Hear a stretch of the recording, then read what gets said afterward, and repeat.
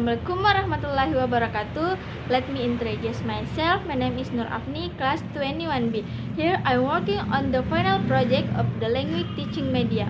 Here I use visual media, namely the 11th grade high school learning module with suggestion and offer material. Before entering the core of learning, I will explain a little material about suggestion and offers. Offers and suggestions are one of the English materials learned when you enter grade 11 high school. Although they look the same, these two expressions have different purpose. So that we both understand, let's try to see the following explanation. Let's go. Halo everyone. Hari ini kita belajar bahasa Inggris ya. Apakah ada yang tahu materi kita hari ini? It's okay, silahkan buka modul kalian. Jadi, sebelum kita memasuki materi kita hari ini, I have a question for you. My question is, have you ever given an opinion or offer to someone? Apakah kalian pernah memberikan pendapat atau tawaran kepada seseorang? Oke, kalian pernah ya memberikan pendapat atau tawaran kepada seseorang? So, the material we will discuss today is suggestion and offer. Jadi materi kita hari ini yaitu memberikan pendapat atau tawaran kepada seseorang. What are offer and suggestion?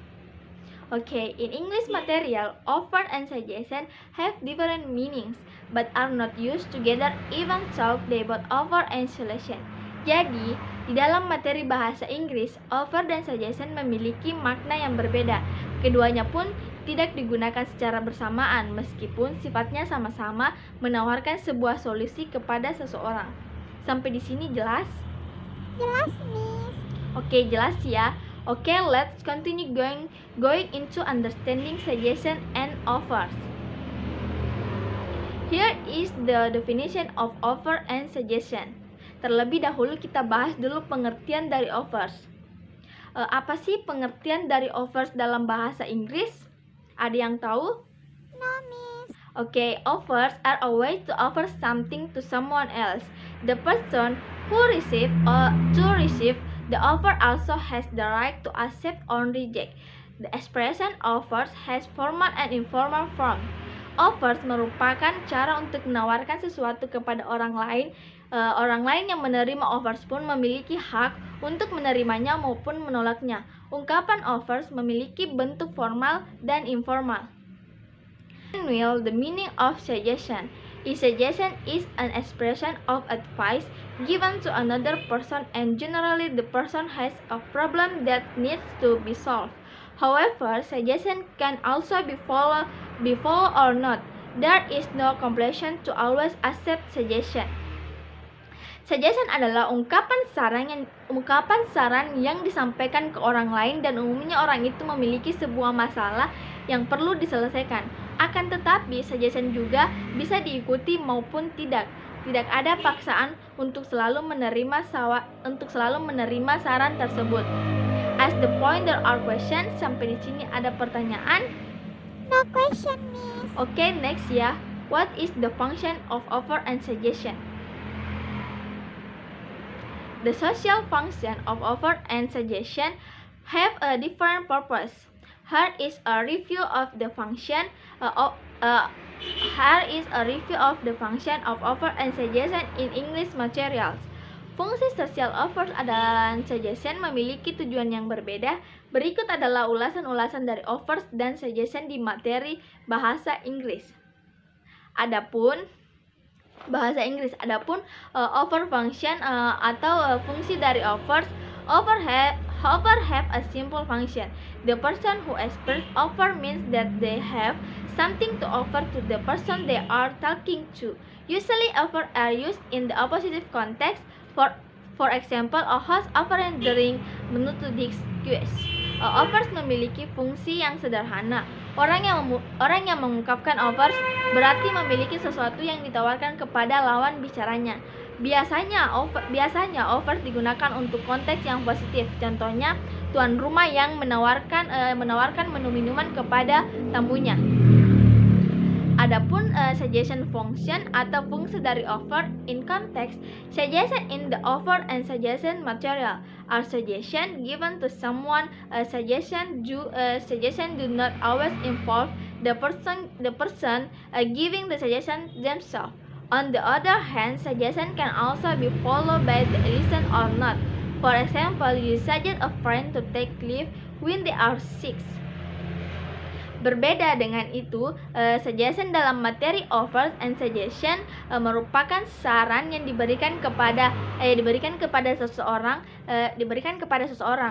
Saran tidak selalu melibatkan orang yang memberikan saran itu sendiri. Di sisi lain, saran juga bisa diikuti pendengar maupun tidak.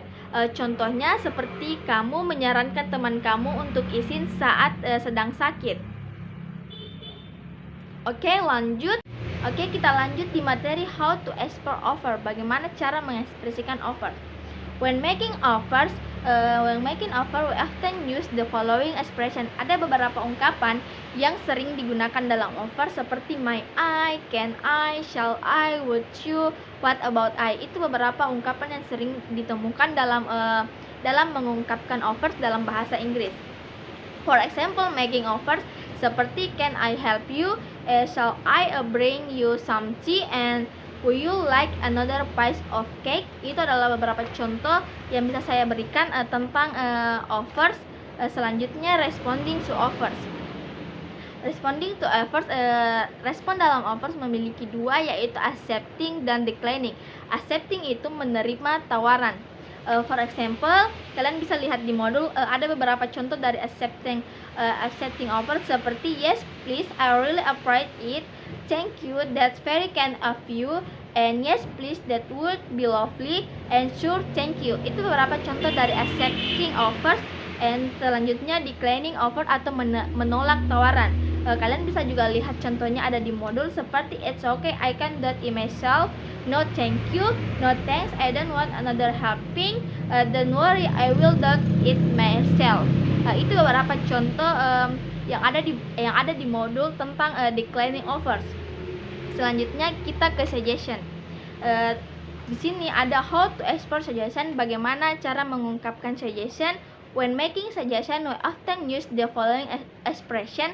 Ada beberapa ungkapan juga yang sering digunakan dalam suggestion seperti let's, why don't we could, what about, how about, I suggest that, I think, I don't think. Itu beberapa ungkapan yang sering digunakan dalam suggestion dalam bahasa Inggris.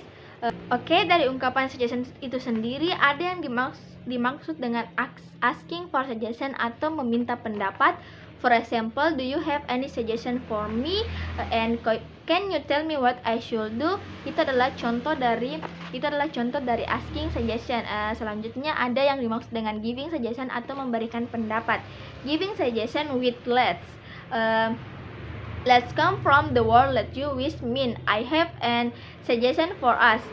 Saya punya suatu saran untuk kita. Itu adalah bentuk contoh dari giving suggestion. Kalian bisa melihat dari modul kalian ada contoh dari giving suggestion with let's dengan kata let's. Selanjutnya ada responding to suggestion. Responding to suggestion ada dua, yaitu accepting dan declining atau refusing suggestion. Yang pertama accepting suggestion, for example, ungkapan yang sering digunakan untuk menerima saran atau pendapat seperti sure, okay, yes, let's, yes, I like to, and yet I love to. Ada di modul, kalian bisa lihat. Selanjutnya refusing suggestion atau declining suggestion, yaitu menolak saran atau pendapat. Kalian juga bisa lihat ungkapan yang sering digunakan ketika kita ingin menolak atau tidak menerima saran tersebut, seperti yang ada di modul. Kalian bisa lihat ada no, let's not, no, I rather not, I don't feel like it, I dislike your suggestion, what an awful bad idea, I don't think it's a good idea, sorry, that's boring, let's do something else. Ada beberapa ungkapan yang sering digunakan saat kita ingin menolak suggestion tersebut. Okay, maybe that's all the suggestion and offer material that I confide. If there are any mistake, please forgive me. That's enough for our meeting this time. Assalamualaikum warahmatullahi wabarakatuh. Thank you. Bye.